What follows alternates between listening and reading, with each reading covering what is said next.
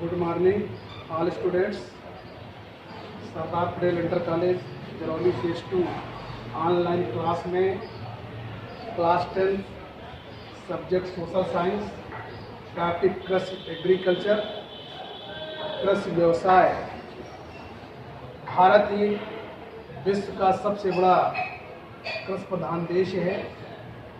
भारत अपनी संपूर्ण श्रम शक्ति का 70% कृषि कार्यों में लगा हुआ है और भारत की सकल घरेलू उत्पादन क्षमता 22% है और संपूर्ण विश्व को कृषि उत्पादन के निर्यातों में भारत का 14% योगदान है।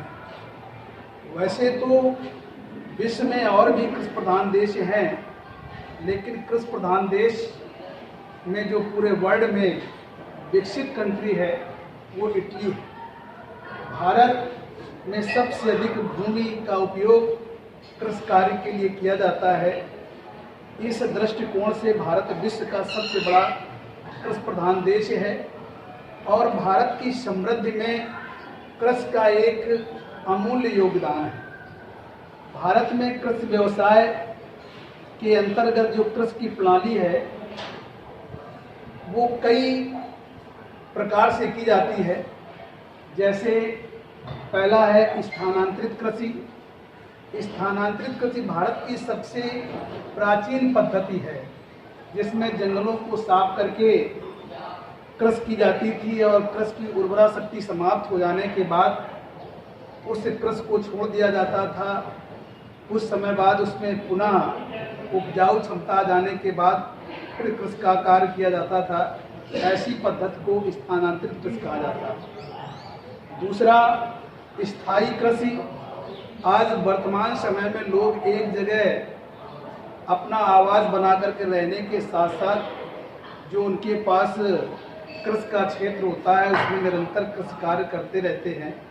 एक फसल उपजाने के बाद दूसरी फसल के बाद तीसरी फसल, तो कृषि कार्य निरंतर किया जाता है। ऐसी कृषि को हम स्थायी कृषि कहते हैं। तीसरा आता है व्यापारिक कृषि। बहुत सारी कृषि फसलें ऐसी होती हैं जो व्यापार के लिए की जाती हैं, जिनसे किस कृषकों को एक अच्छी आमदनी की प्राप्ति होती है। ऐसी फसलों को व्यापारिक कृषि कहा जाता है, जैसे कपास है, गन्ना है, ये व्यापारिक कृषि है। इसके अलावा रोपण कृषि। रोपण कृषि पद्धति ऐसी कृषि पद्धति है जिसमें फसल को एक बार लगाने के बाद वो कई वर्षों तक प्रोडक्शन या उत्पादन किया जाता है। ऐसी कृषि प्रणाली को रोपण कृषि प्रणाली कहते हैं। जैसे गन्ने की कृषि। गन्ने की कृषि को एक बार बोने के बाद उसे कई वर्षों तक उसका उपयोग किया जाता है।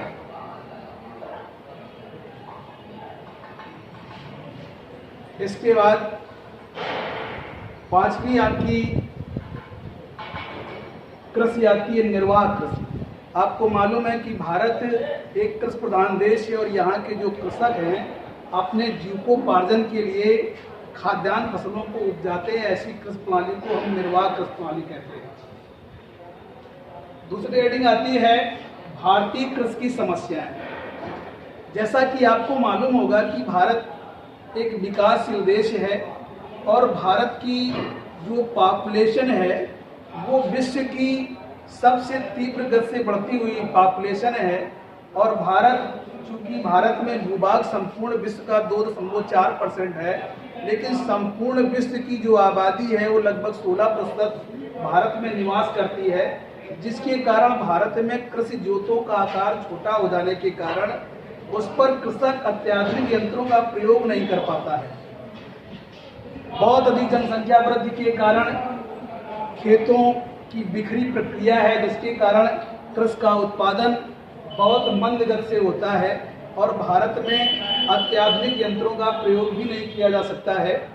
भारत की जो कृषि है उस पर अधिक दबाव होने के कारण, निरंतर बार बार कृषि कार्य करने के कारण उसकी उर्वरा शक्ति भी कम हो जाती है, जिसके कारण दिन प्रतिदिन खाद्यान्न की जो उपलब्धता है वो कम होती चली जा रही है। क्योंकि भारत का जो कृषक है वो अशिक्षित और गरीब है, जिसके कारण अत्याधुनिक उन्नत किस्म के बीजों का भी उपयोग नहीं कर पाता है और खाद्यान्न में गिरावट आती है, जिसके कारण भारत अपनी खाद्यान्न आपूर्ति को भी पूरा नहीं कर पाता है। इसकी वजह भारतीय कृषि की विशेषताएं। भारतीय कृषि की विशेषताएं, भारत में कृषि जोतों का आकार कम होने के कारण किसान ज़्यादा से ज़्यादा श्रम शक्ति का प्रयोग करता है ताकि वो अपने परिवार के भरण पोषण के लिए अधिक से अधिक खाद्यान्न का उत्पादन कर सके। इस कारण उस पर निरंतर श्रम करता है और श्रम करने के साथ साथ उत्पादन क्षमता बढ़ाने के लिए उसमें गोबर या अन्य खादों का भी प्रयोग किया जाता है ताकि अपने परिवार के भरण पोषण के लिए उपयुक्त खाद्यान्न को उपलब्ध कराया जा सके या प्रोडक्शन किया जा सके या उत्पादन में वृद्धि की जा सके। भारतीय कृषि में उत्पादन वृद्धि में किए गए उपाय। भारतीय कृषि में उत्पादन वृद्धि के लिए भारत सरकार द्वारा अनेक उपाय किए गए, जिससे भारत की कृषि पैदावार को अधिक से अधिक उस पर वृद्धि की जा सके। जैसे सबसे अत्याधुनिक समय में चकबंदी की प्रक्रिया को अपनाना। चकबंदी की एक ऐसी प्रक्रिया, चक मीन्स होता है खेत या रकबा, बंदी मीन्स होता है बांधना। दूर दूर बिखरे हुए खेतों को एक जगह एकत्रित करने की प्रक्रिया चकबंदी कहलाती है। लोगों के जो दूर दूर खेत हैं जिससे उनमें प्रोडक्शन क्षमता या उत्पादन क्षमता कम होती है और लोग अत्याधुनिक यंत्रों का प्रयोग भी नहीं कर पाते हैं, जिसके कारण खेतों को एक जगह एकत्रित करके उस पर उत्पादन क्षमता बढ़ाई जा सके और उसकी मालियत के आधार पर मिट्टी या सिंचाई के साधनों की उपलब्धता के कारण उनमें प्रोडक्शन की वृद्धि की जाए और इसके लिए सरकार के द्वारा प्रयास किए जा रहे हैं।